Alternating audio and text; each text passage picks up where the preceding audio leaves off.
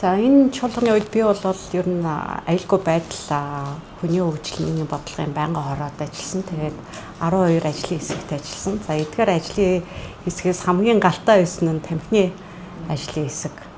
Одоо тамхины ажлын хэсгийн гишүүний хувьд бол одоо онцгой татварыг бол илүү нийгмийн эрүүл мэндийнх нь одоо бодлогоор ялгууртай байх энэ зарчмын зөрүүтэй саналуудыг оруулсан.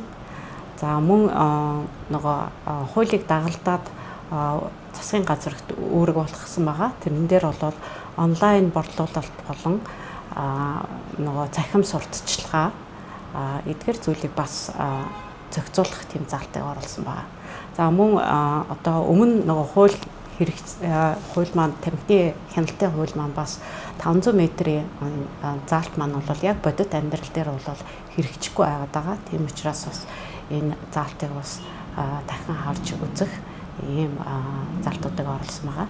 За мөн би энэ эдгээр ажлын хэсгүүдээс хүүхдийг дэмжих, хүүхдийн хөгжлийг дэмжих одоо ажлын хэсгийг ахалсан.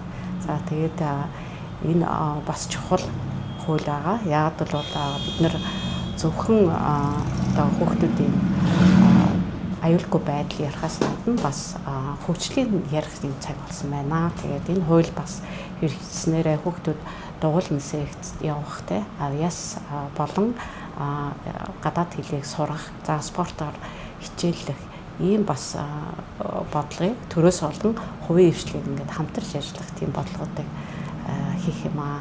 За би өөрөө бас замын ослоос хүүхдийг урьдчилан сэргийлэх зорилгоор замын хөдөлгөөний хууль нэмэлт өөрчлөлт оруулах хуулийн төслийг үзэл баримтлалыг боловсруулад судалгаа танталтыг хийгээд одоо энэ зам бол бас хилцүүлгийг хийгээд явнаа.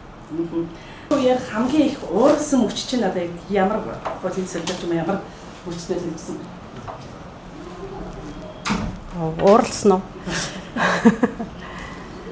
За ерөнхийдөө нөгөө эрс бүрдэхгүй те чухал бас асуудлууд орж ирж байхад бас гишүүд бас энэ нэрцэндээ орохгүй тэгээд саналаа өгөхгүй байгаа дээр л хамгийн их бохомцсон баг та.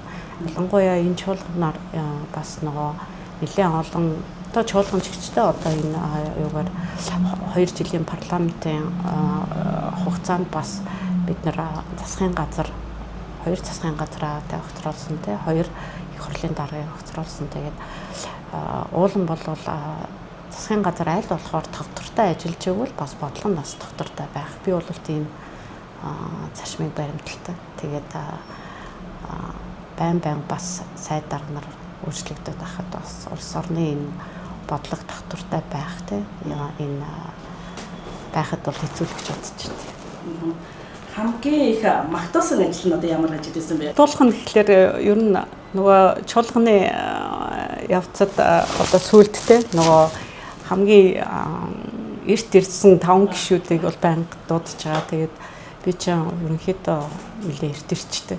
Тэгээд чуулганаар бас айргийн 5-д байнга орж байгаадаа бас баяртай. Тэгээд тэр бас урам өгд юм билээ. Хамгийн их маргалцсан сэдв одоо юу байсан бэ? Хамгийн маргалцсан бараг тамхины ажлын хэсэг баг. Тийм татварын бодлого за тэгээд бас ерөнхийлөгчийн нөгөө санаачилсан хууль дээр бас мэдлээ маргаантай байсан гэж бодож байна. Хамгийн урт хуралцсан өдөр юу байсан юм? Нөгөө засгийн газар болон их хурлын даргаыг огцруулах өдөр чинь шүнжэнгөө бид нар эндээ хонсон шүү дээ. Тэр л хамгийн урт хуралцсан хуралдаан болсон. Ер нь бол бас засгийн газарыг байгуулах өмнөх бас хуралдаан нэлээд уддаг. Тэгээд тэр үед л хамгийн их утсан баг та.